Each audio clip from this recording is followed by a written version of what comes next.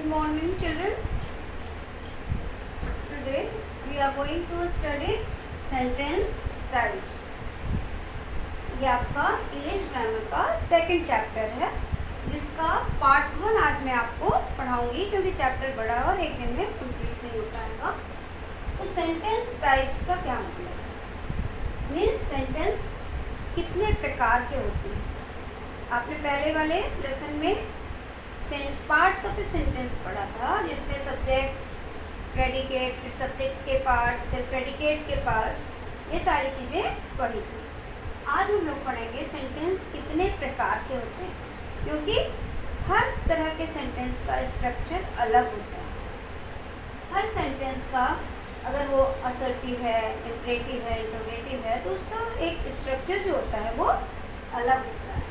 अब फर्स्ट आपका जो टाइप्स ऑफ सेंटेंस है, उसमें आपके सेंटेंस जो है 5 प्रकार के होते हैं। पहला क्या होता है? Assertive sentence. Assertive sentence. अब ये असर्टिव सेंटेंसेस क्या होते हैं? असर्टिव सेंटेंस मीन्स कथन वाले सेंटेंस, जिसमें हम कोई स्टेटमेंट देते हैं। Ram is a good boy, Mohan is a clever boy, you are intelligent, the child is very naughty, your father is a good businessman। तो इस टाइप के जो सेंटेंस हैं वो क्या कहलाते हैं? असर्टिव सेंटेंस, जिसमें हम किसी कथन के बारे में बताते हैं। अब ये कथन 2 तरह के भी हो सकते हैं ना। कभी हम कोई बात को सहमति प्रकट करते हैं, कहीं हम उसमें असहमति प्रकट करते हैं, यानी affirmative and negative. Assertive sentence 2 तरह के होते हैं। एक होता है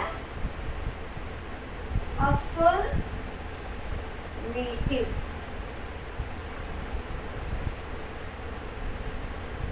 और दूसरा क्या होता है? Negative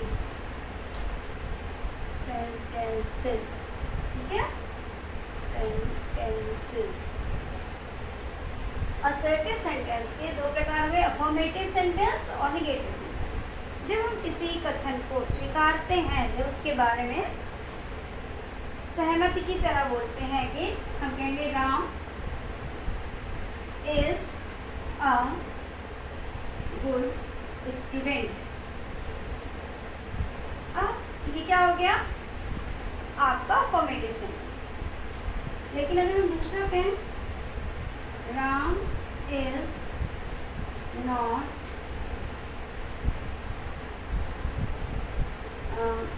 Ram is not an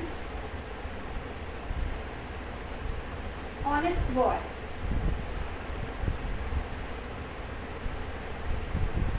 Ram is a good student. Ram एक अच्छा विद्यार्थी।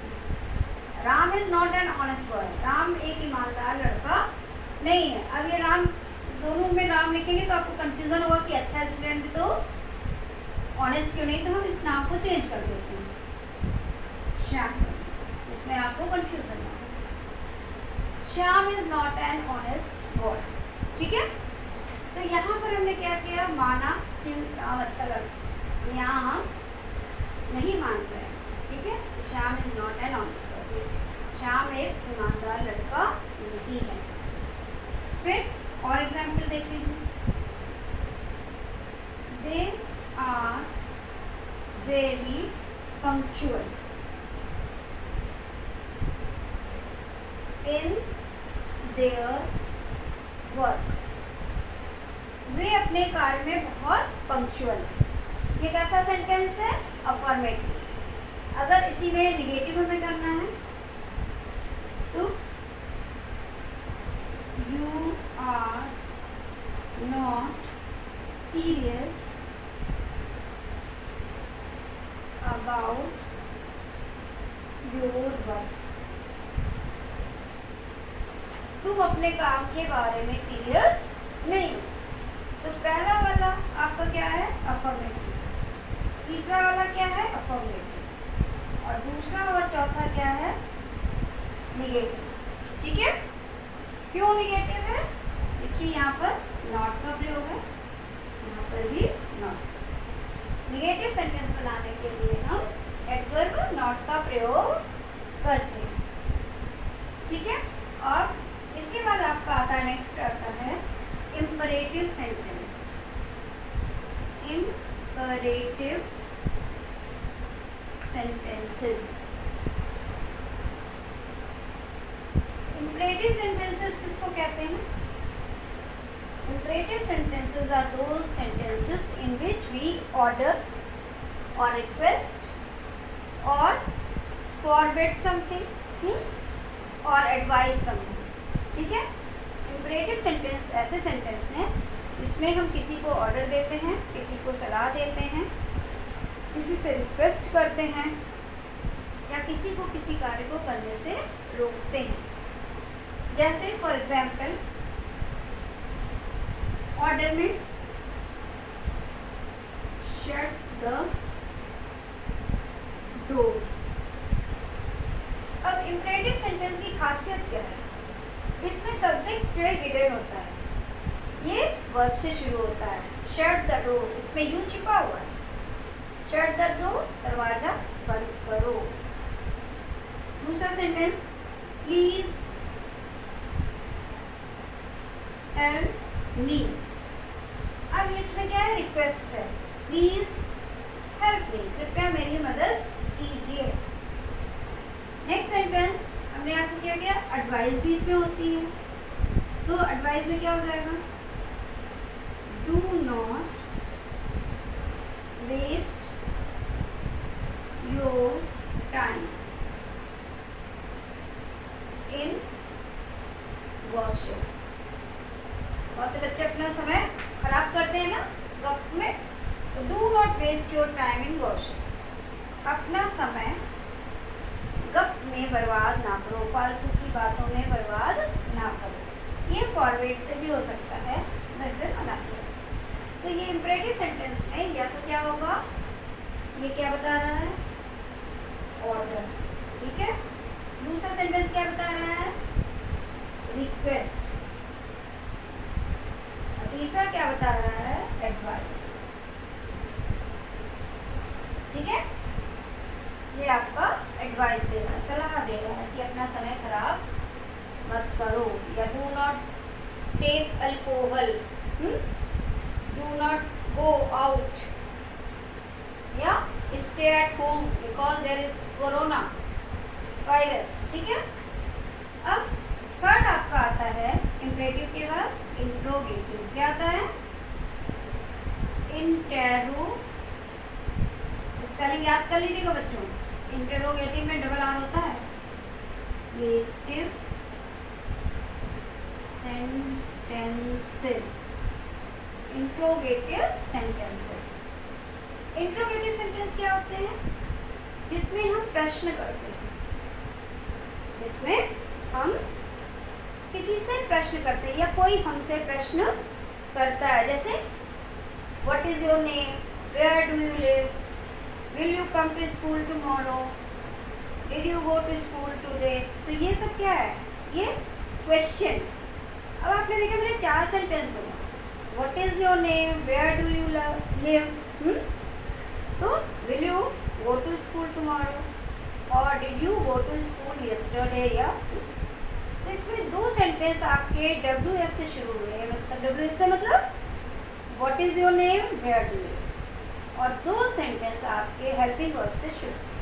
तो इसे क्लियर क्या हुआ कि क्वेश्चन आपके 2 तरह के, एक होता है आपका यस नो टाइप क्वेश्चन और दूसरा आपका होता है क्वेश्चन इंफॉर्मेटिव क्वेश्चन, जिसमें आपको कोई इन्फॉर्मेशन, जिसके आंसर में आपको कोई इन्फॉर्मेशन देनी पड़ती है। यानी जिस क्वेश्चन के द्वारा आपसे केवल आपके हाँ या ना जानना हो, वो यस नो टाइप क्वेश्चन हो गया, और जिसके द्वारा आपसे कोई सूचना मांगी जा रही है, कोई इन्फॉर्मेशन मांगा जा रहा है, तो वो आपका क्या हो जाएगा? WS type question. अब इसकी एग्जाम्पल देखिए। फर्स्ट टाइप के, did you complete your work, question. इसकी विशेषता क्या हो गई कि इसके लास्ट में फुल स्टॉप नहीं लगेगा, क्या लगेगा? Question mark. इधर ऊपर वाले सेंटेंस के लास्ट में आपने क्या देखा था, यहाँ क्या लगा था, फुल स्टॉप। आपके इंपरेटिव सेंटेंस के भी लास्ट में क्या लगा था, फुल स्टॉप, ठीक है। लेकिन इंट्रोगेटिव सेंटेंस के लास्ट में क्या लगेगा, क्वेश्चन मार्क। फिर दूसरा है will she sing a song in the function। अब ये question, will she sing a song in the function, क्या तुमने अपना काम पूरा किया, तो इसका उत्तर या तो हाँ होगा या ना होगा। will she sing a song in the function, क्या हुआ, फंक्शन में गाना गाएगी, इसका उत्तर या तो हाँ होगा या ना होगा। अब next example, why are you so late today। मान लीजिए ये क्वेश्चन आपसे आपकी टीचर पूछती हैं, या आप घर लौट रहे हैं कॉलेज से तो आपकी मदर पूछती हैं why are you late, why are you so late today। अब आप इसमें हाँ या ना नहीं बोलेंगे, you require to give the reason why are you late। आप लेट क्यों हैं आपको बताना पड़ेगा। तो ये आपका इस तरह का क्वेश्चन होगा, WH। नेक्स्ट जैसे हम लेंगे where did you go last year, where did you go last year, last year पिछले वर्ष तुम कहाँ गई थी। अब यहाँ पर भी आप हाँ या ना नहीं कह सकते, आपको बताना पड़ेगा कि आप कहाँ गए। ये क्या है, WH टाइप क्वेश्चन, कि आप कहाँ गई थी, where did you go last year, तो बताना पड़ेगा उस जगह का नाम जहाँ आप पिछले साल गई थी। अब फोर्थ है आपका, ये तो समझ में आ गया ना बेटा, असर्टिव सेंटेंस, फिर इंपरेटिव सेंटेंस, फिर इंट्रोगेटिव सेंटेंस। अब फोर्थ आपका आता है एक्सक्लामेटरी सेंटेंस। एक्सक्लामेटरी सेंटेंस किसको कहते हैं बच्चों, जिसमें आप अपने मन की फीलिंग्स को, जो आपके मन में अचानक उत्पन्न हुई है, यदि आप उसको तुरंत कहते हैं, अचानक आपके मुंह से कोई शब्द निकलता है, तो उसको हम कहते हैं एक्सक्लामेटरी सेंटेंस। और उसमें चिन्ह क्या होता है, एक्सक्लामेशन का मार्क। फोर्थ टाइप ऑफ क्या हो sentence, exclamatory sentences। exclamatory sentences, exclamatory sentences में अब क्या रहेगा, exclamation mark भी रहेगा। जैसे how beautiful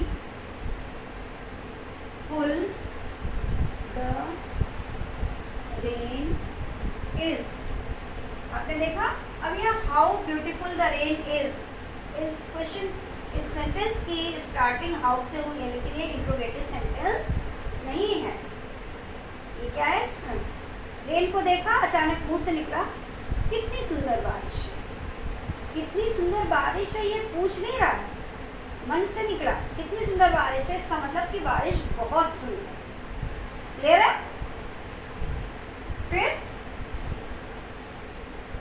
what a pleasant weather it is। what a pleasant weather it is, कितना सुहावना मौसम है, तो मतलब मौसम बड़ा ही सुहावना है। फिर alas my father is dead।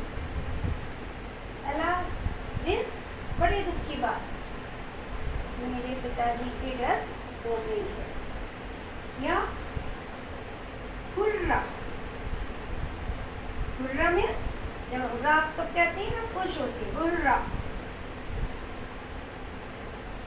We have won the match. Clear है? तो आपने क्या देखा, एक्सक्लेमेटरी सेंटेंस में अचानक आपके मन से खुशी, दुख, आश्चर्य की जो भावना होती है जब व्यक्त होती है, तो वो एक्सक्लेमेटरी सेंटेंसेस के अंतर्गत आती है। अब फिफ्थ टाइप ऑफ आपका सेंटेंस है optative. Optative sentences. Optative sentence किसको कहते हैं? Optative sentences are those sentences in which we pray to God, we bless someone, we curse someone, we wish someone. यानी जिसमें हम किसी के लिए विश करते हैं, जिसमें हम किसी के लिए ईश्वर से प्रार्थना करते हैं, जिसमें हम किसी को दुआ देते हैं, जिसमें हम कभी कभी किसी को बददुआ भी देते हैं, वो सारे सेंटेंसेस किसके अंतर्गत आते हैं? ऑप्टेटिव सेंटेंसेस के।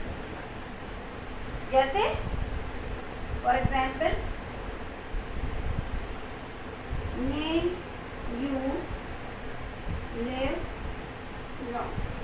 अब इसके सेंटेंस के अंत में भी एक्सप्लेनेशन मिलेगा। मे यू लिव लॉन्ग, काश तुम दीर्घायु हो, तो मे यू लिव लॉन्ग। या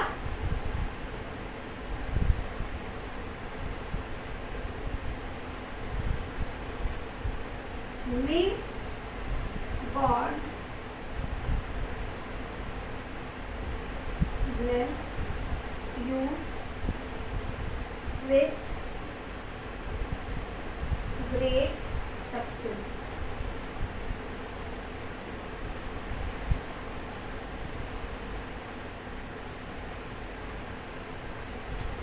May God bless you with great success।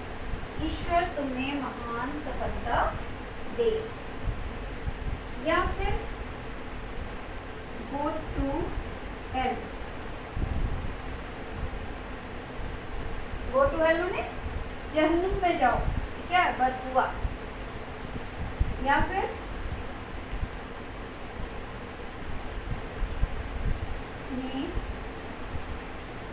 all the sinners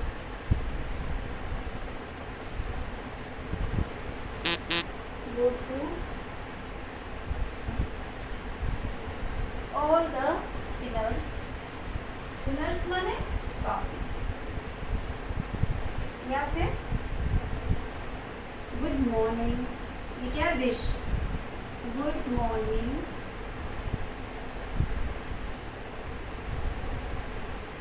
ma'am, ये क्या है? विश। या हैप्पी होली, क्या है? विश। आपको होली की शुभकामनाओं।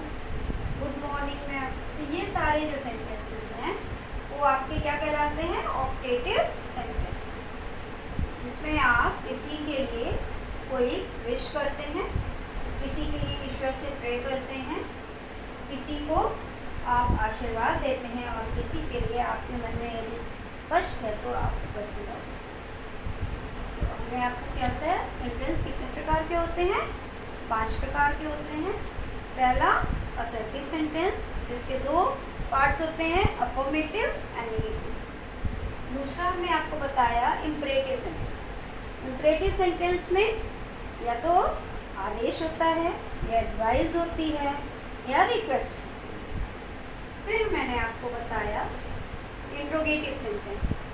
इंट्रोगेटिव सेंटेंस भी मैंने बताया आपको 2 तरह के होते हैं। एक यस नो वाले क्वेश्चन, जिसमें आपको हाँ या ना में उत्तर देना। दूसरा WH टाइप क्वेश्चन, इसमें आपको क्या करना होता है? इंफॉर्मेशन देनी होती है, जो प्रश्न आपसे किया गया उसके बारे में आपको उत्तर देना होता है, जानकारी देनी होती है। फिर है आपका हम लेता है एक्सक्लेमेटरी सेंटेंस। एक्सक्लेमेटरी सेंटेंस में किसी सुंदर दृश्य को देखकर, किसी अच्छी इमारत को देखकर, किसी अच्छी चीज़ को देखकर आपके मन में जो अचानक से प्रसन्नता या आश्चर्य का भाव होता है और जो आप अचानक बोल पड़ते हैं, वो आपका एक्सक्लेमेटरी सेंटेंस में आता है। या आपने कोई दुख भरा दृश्य देख लिया या आप बहुत खुश हो गए, तो ये सब आपका एक्सक्लेमेटरी।